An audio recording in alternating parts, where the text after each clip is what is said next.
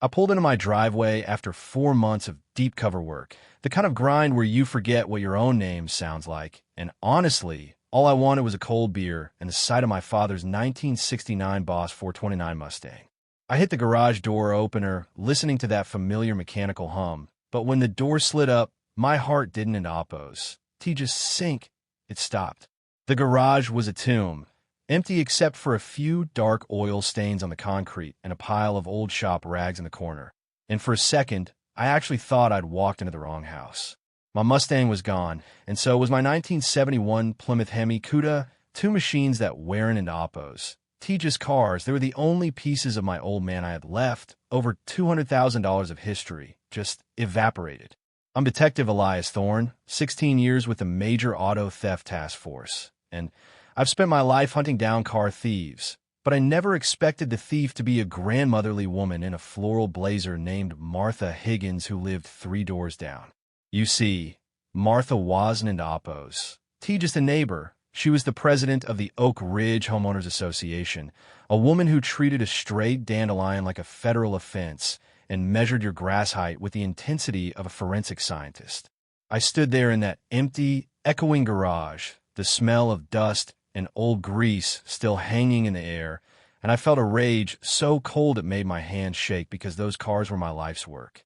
My dad bought that Mustang as a rusted-out shell the year my mom walked out on us. And we spent every weekend for 5 years skinning our knuckles and covered in Castrol GTX just to bring her back to life.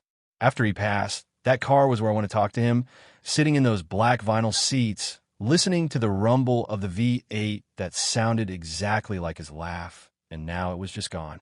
I didn't into oppos, to even change out of my work clothes before I marched down to Martha's house. And when she opened the door, she had the audacity to smile at me while holding a glass of Chardonnay.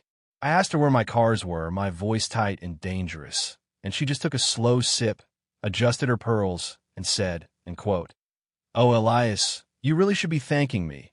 Those eyesores were a blight on our property values and a clear violation of a neighborhood and oppos, aesthetic standards," and quote. I told her they were inside a locked garage, not sitting on the lawn, and she just smirked, that thin-lipped, self-righteous look that, end quote, Karens, end quote, have mastered over centuries. End quote. Well, end quote, she whispered, leaning in like we were sharing a secret, end quote. I had reports of hazardous fluid leaks and pest infestations, so as board president, I authorized an emergency nuisance removal. They've already been processed for scrap. Dear, it's for the best, end quote. I felt the world tilt on its axis, realizing she hadn't into oppos. Just towed them. She'd sent them to a crusher for pennies because she didn't into oppos. Like the end quote, vibe end quote, of muscle cars in her pristine cul-de-sac. What Martha didn't in oppos, realized, was that while I was undercover, I was in oppos. As a ghost, I was still a cop with access to every database in the state, and she had just declared war on a man whose entire job is finding people who hide things. I didn't into oppos. I didn't into oppos. Threatened. I just took a deep breath, looked her straight in those cold, calculating eyes, and said, and quote, "Martha, you have no idea how much paperwork you just signed for yourself," end quote. And I walked away.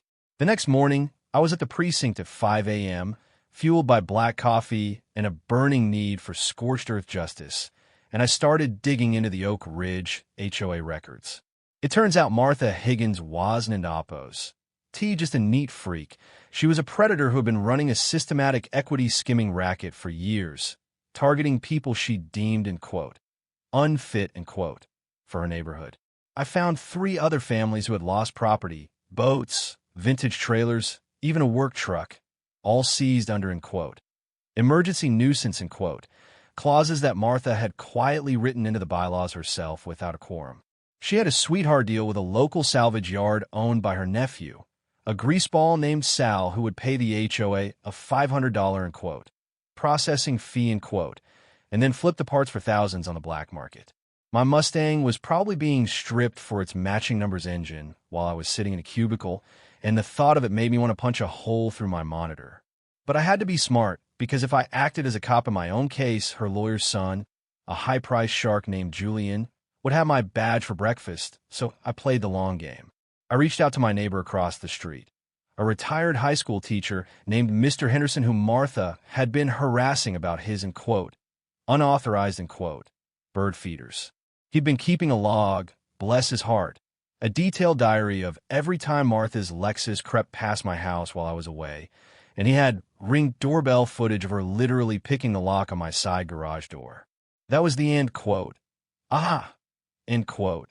Moment, the breaking and entering that turned a civil HOA dispute into a felony. But I needed more to truly bury her. I spent the next 2 weeks living like a ghost, coming and going at odd hours, letting Martha think she'd broken me. And it worked because she got cocky, and cocky people always leave a trail. I discovered she was actually in the middle of a massive financial crisis. Her husband had gambled away their retirement in Vegas, and she was using the HOA's reserve fund as her personal piggy bank to keep up appearances. She wasn't an oppos, just a neighborhood tyrant.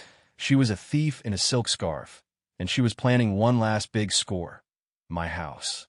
Because my corner lot was the largest in the subdivision, she had forged a series of backdated, in quote, maintenance liens, in quote, totaling $40,000, claiming I'd ignored structural issues that didn't in oppos exist. Also, she could trigger a foreclosure and sell the lot to a developer for kickback. The night of the monthly HOA board meeting, I didn't in oppos show up in my dusty undercover hoodie. I put on my best suit, pinned my gold detective shield to my belt, and walked in with a team of state auditors and 2 uniformed deputies. The community center was packed with seniors and young families, all of them terrified of Martha, who was sitting at the front table like she was the Queen of England. She saw me walk in, and her face went from smug to pale in about 3 seconds, but she tried to keep the act up, banging her gavel and screaming about me being, in quote, out of order, end quote.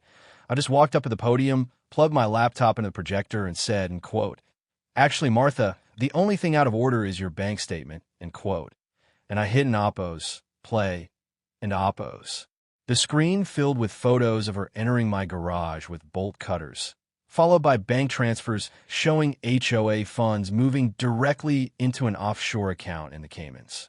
I showed the forged liens, the falsified signatures, and a recorded statement from her nephew Sal, who I'd flipped earlier that morning by threatening him with 20 years for racketeering. The room went dead silent.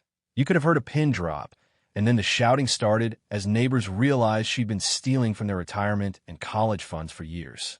Martha tried to bolt for the side exit, but my deputies were already there, and the click of those handcuffs echoing through the hall was the sweetest sound I've ever heard, even better than a revving V8. The fallout was beautiful and devastating. Martha got hit with a dozen felonies, from grand theft to identity fraud, and because she'd used the mail to send those fake liens, the Fed stepped in with mail fraud charges that carried a mandatory minimum. Her son Julian tried to pull some strings, but when the FBI found the shredded documents in his office, he lost his bar license and ended up facing conspiracy charges right alongside his dear old mom.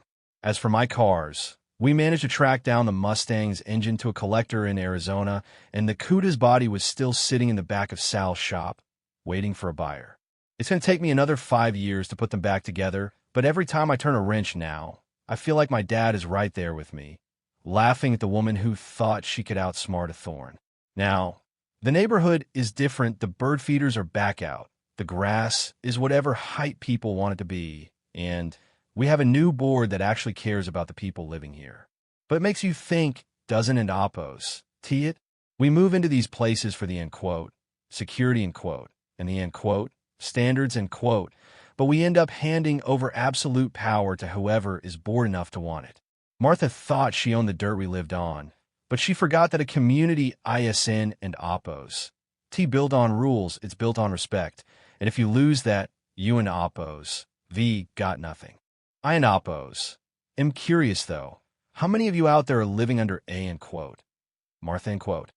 Have you ever had a neighbor try to dictate your life? Or an HOA that felt more like a regime? Did you fight back? Or is it just easier to cut the grass and keep your head down? Drop a comment below and let's talk about it, because sometimes the biggest criminals aren't in oppos. On the street, they in oppos, re-sitting right next door at the potluck.